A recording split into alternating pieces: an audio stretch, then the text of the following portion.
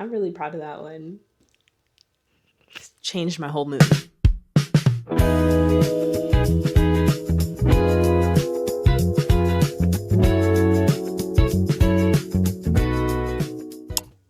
Is this thing on?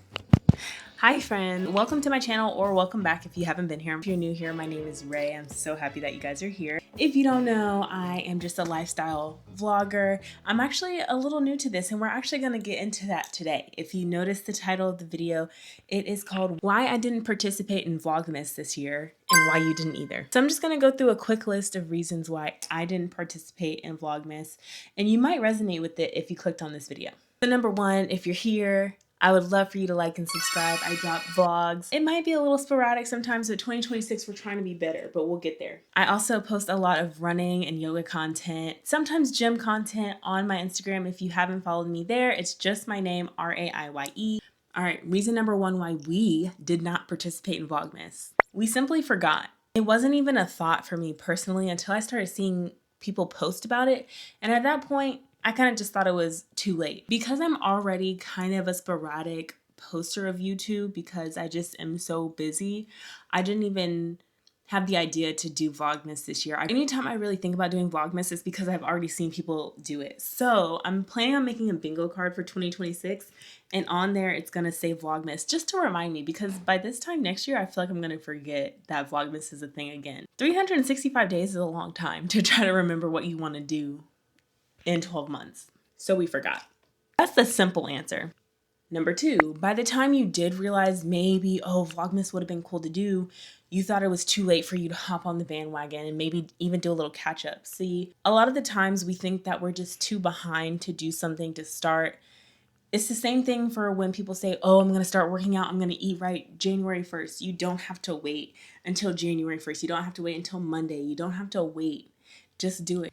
Do it! Just do it! Just go. Maybe we would have been a little bit behind, but that's okay. Odds are, if you're doing Vlogmas, people might not even notice that you started late. Like, they might go back and get distracted by the other videos that are on your channel. So don't let being behind on a trend stop you from doing XYZ. Number three, you feel like you don't have enough to offer. To be honest, that's really my issue with posting YouTube in general. I feel like I don't really have anything to talk about, but sis, that can't be an excuse anymore. If continually in the back of your mind you're like, I want to be a YouTuber, I want to vlog, I want to XYZ, you gotta stop with the excuses. And I'm speaking to myself here. I personally don't ever feel like I really have anything of substance to give, and so that's why I feel like my vlogs are kind of just boring, because it's literally just day in my life, week, month in my life vlogs of what I do on an everyday basis. And I watch people's content and they're saying you have to make people want to watch your videos, like what's special about you? And I'm like, I really don't know. I just like to document my life, which is true. I've had my YouTube since I was like 13. Let's actually see if we can find a definite answer of when I started my YouTube channel. I have 172 subscribers. So once you watch this video, let me know how many subscribers I have after you click that subscribe button. I can't figure out how long I've had my YouTube channel, but I've had it for a long time. And so we can't continually have excuses year after year after year after year saying, oh, people are not going to be interested in what I have to say, because somebody will. I love watching. I just sit and watch people's vlogs, and just while I'm doing whatever I need to do, while I'm working, I just watch people hang out. It's kind of like you're on FaceTime with a friend, and we can do that. We can be friends. Number four, you're not being yourself. For instance, I don't really wear glasses. I have them. There's barely any subscription in them because I don't really need them. But I thought, oh, maybe I'll look a little smarter. Maybe I'll look a little cooler if I have some glasses on. I don't need those things. Number five, you don't feel comfortable in your skin. You know, a lot of times, like if you're going into a job interview or you're going to the gym, if you're dressed to feel good, you're going to feel good. You're going to walk with confidence. But if you're in something that you just are kind of insecure in, you're going to perform like you're insecure.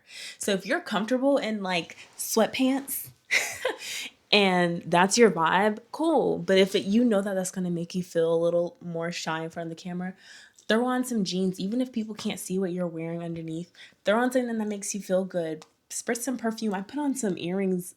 I don't even wear these earrings on a daily basis, but it makes me feel like a little bit more put together, more confident. So if you're not feeling confident in yourself, you're not gonna sell yourself. I put on some lip liner and some lip gloss just so I can feel a little bit better in front of the camera. It's not a huge deal. It doesn't have to be extra. Watcher is gonna kind of know that you feel a little weird. Also, let's add in number 6. I was looking at my viewfinder the whole time, or like my little screen. So maybe I wasn't making direct eye contact with you, but we're here now. Do you feel okay? Do you feel comfortable? Do you feel awkward?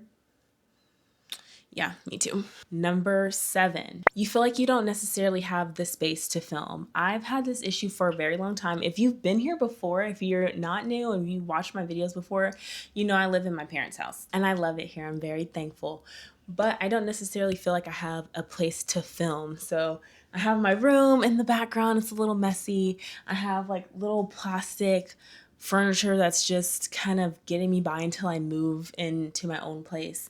And so I don't necessarily feel like I have a place that I can film. That really comes as a roadblock for me when I want to film yoga videos, since I'm a yoga instructor, if you don't know already. I don't have anywhere to film. So even if I wanted to sell content online or lead classes, I don't really have a place to do that. So that's something I'm still just trying to figure out. Maybe that's why I haven't progressed to that level. But again, it's an excuse. You have to figure it out. So what? I throw up a little light behind me. I throw on my diffuser, my moon light, and these flowers that my boyfriend got me. And it makes me feel just like my room is a little more put together. Number 8, you think that you have to have all the perfect equipment. You have to have a fancy mic, a fancy camera. Do you know how many years I filmed on my phone? My content in the gym started with me just propping my phone up on my water bottle at the gym. And now you see all these things where they make water bottles that have magnets on them and you don't really have to do that anymore. But if you're shy and new to filming in the gym and you're not sure, you're trying not to get people in the background that didn't ask to be filmed and everything, you're going to try to be a little bit more discreet until you feel more comfortable. One day I was in the gym and I was like, you know what? F it. Like, I'm just going to pull my tripod out and who cares if people are watching me? I'm doing this for my sake, to watch my form back, to have progress videos to look back on, to see if I'm making any progress at all. So you have to just start where you're at. You don't have to go into debt getting a camera, because I've done that before, okay? You guys see this? This is my Sony ZV-E10. I think that's what it's called, right? And I love her, but I've only used her a couple of times. And guess what? The second time I was ever using her, I think, I was outside trying to film a yoga video. This was before I became an instructor. I was like trying to get comfortable with teaching a sequence. I was outside. It was on a flimsy little tripod. The wind came, knocked it over flat on its face, so the lens concaved in. I bought this camera from Best Buy using a credit card. Okay, so it broke pretty much immediately. I got this for myself for Christmas 2 years ago, and I was still paying it off, and it was broken. I couldn't even use it. I ended up getting a new lens, thankfully, and the camera's paid off, thankfully. But I say all that to say, you might rush into something and it might not even be meant for you yet. Like, maybe I wasn't even supposed to get this camera because it just kind of sits in my room. I couldn't even find it until last week. So I need to really start using it again. But if your phone is all that you have right now, use it and be happy with it. These phones are perfectly fine. We pay a lot for these phones. These cameras are great, especially the back camera. If you're going to use the camera, use the back camera because we know it's better. What number are we on? 9? You feel like you don't have the time. And that might be true, but if this is truly a passion of yours, then you might need to just make the time. Maybe something needs to be given up. Maybe you need to utilize your lunch break. Do you have a 30-minute lunch break? I'm only 12 minutes into this. I could have done this on a 15-minute break that I had at work. Now, obviously, that depends on if you have a job, if your job is work from home, or if you're in the office all the time. Thankfully, I work from home twice a week, so I'm able to kind of set aside some time on those days. So obviously, it's dependent on everybody's individual schedules, but that brings me to number 10. You cannot compare yourself to the next YouTuber, okay? You can look to people for inspiration and maybe ideas, but you have to make it your own, and you can't assume that everybody's schedule is the same as yours. So we might be looking at somebody as inspiration that literally does this for a full-time living and they don't have to go to work. Like, they get paid to go to the gym. Yes, I'm very jealous of those people. Like, they have all the brand deals. They don't have to go, I don't want to say waste their time, but they don't have to go to another job to work to improve somebody else's company, if that makes sense. So don't compare. Make what you have work for you. In 2026, we are using our time wisely, okay? We are putting the phone down. All that time you're scrolling on Instagram, you could be cleaning your room so you can film a video tomorrow. Like, we want everything to be super instant and happen right now. Prep yourself. Like, maybe clean your room, get ready for the next day, like get whatever materials you need. Take your 15-minute break at work to write a script if you need something to remember what you want to talk about in a video. Because I think we have so many thoughts that come into our head all the time that you probably have ideas of what you want to talk about, but by the time you even give yourself a chance to like sit in front of the camera, you've forgotten. And I'm guilty of that. Like I said, this is why I didn't post for Vlogmas, but it's really why we didn't post for Vlogmas and why we just don't post in general regularly. I was talking to my friend from Run Club about how I wanted to post every day in January. So that's most likely going to be in the form of shorts, but I would really genuinely love to post regularly, and maybe once a week, maybe at least once a month, because I didn't even do that in 2025. A long form video, even if that's like 10 minutes. I see people all the time have like 7-minute videos on their YouTube, and I love that. But personally, I love the longer form content. Like if a video is not like at least 25 minutes long, I'm like, where's the content? Like I want to hang out with you, like talk to me. If you're here for long form content, I'm your girl, but I'm also going to make shorter videos because I know our attention span is like just barely there, okay? And sometimes it's hard to set some time aside to watch a video. I guess this kind of turned into like partially like what we want to do next year. Do you guys have any goals for 2026? Anything that you want to do? Anything you want to be consistent in? I was asked on a call. I'm an ambassador for FitFest ATL. If you don't know about them, follow them on Instagram, follow me on Instagram. We'll post about it a lot this year. But the founder asked us a question on our meeting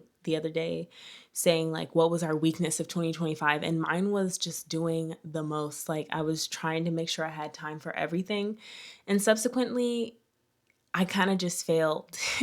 And I wouldn't be surprised if I've talked about this quote before because I love this spoken word by Propaganda, but he has a spoken word called Be Present, and one of the lines says, you're not doing anything great, just everything awful. I think that's how it goes. And it's like, we're trying to do everything. And a tattoo I've wanted for a couple years says, anything, greater sign, everything. I hope I said that right. Anything, everything. So you can do anything, but you can't do everything. You can't do it all.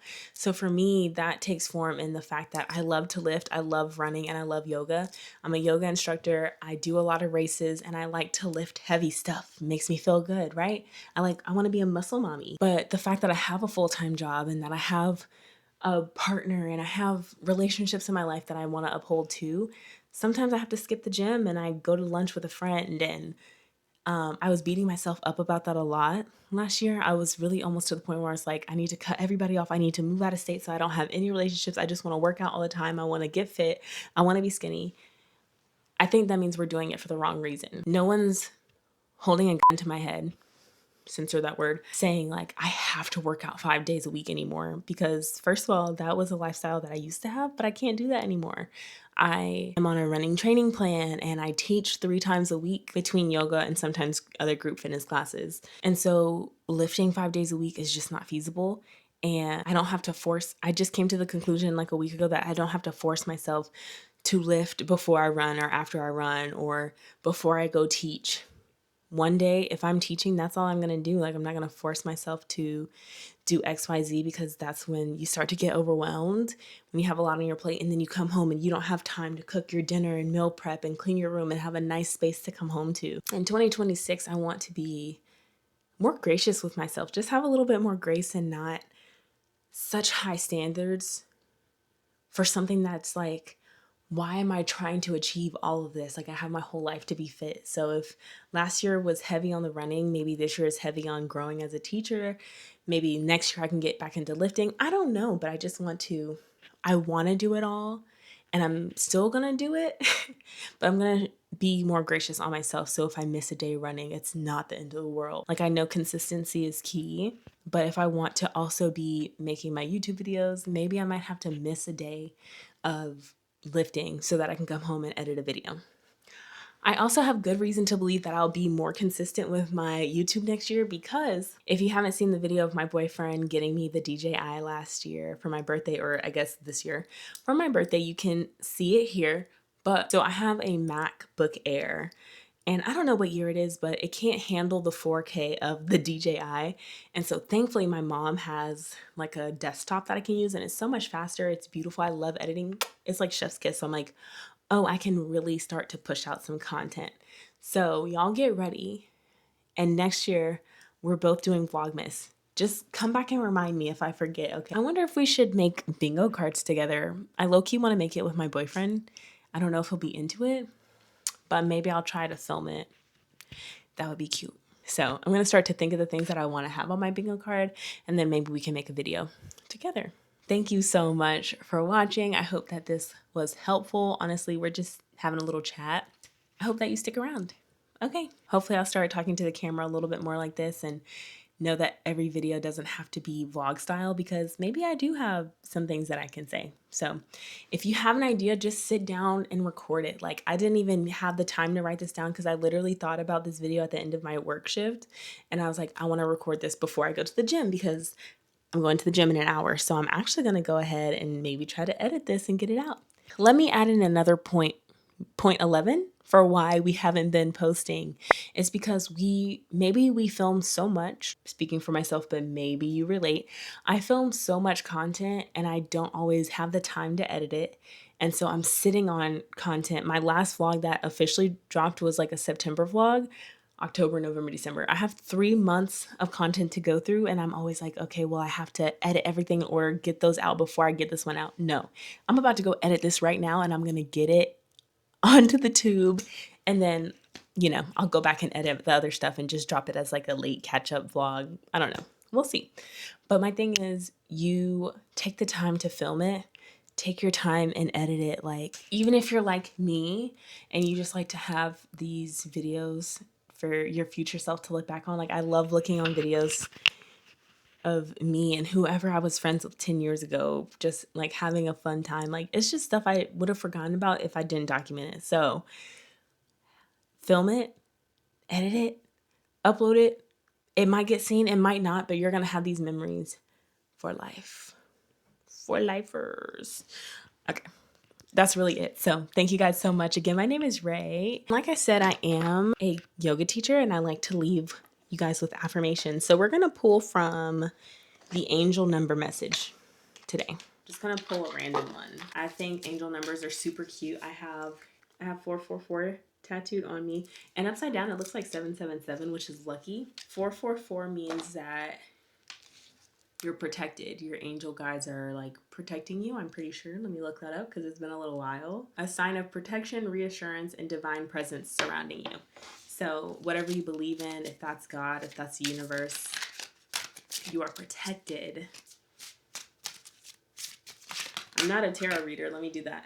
But that's just the easiest way for me to like pick which one I'm going to read, because I'm like, whatever falls out of the deck. Alrighty. 31. Your approach to life is an effective mix of both practicality and imagination. Your mind is stirring with creative ideas and you have the organizational skills to manifest them to life. I am disciplined, bro. Are you freaking kidding me? That is the perfect message. Like, I can't. I threw the card away. Okay, let's hear that again. I am disciplined. Literally, it says your mind is stirring with creative ideas and you have the organizational skills to manifest them to life. This whole video was about why we didn't do X, Y, Z and what we're going to do next year. We're going to be organized. We have the ideas. We just have to sit down and do it and be organized and be diligent and be disciplined. That's video's done. Love you guys. See you soon.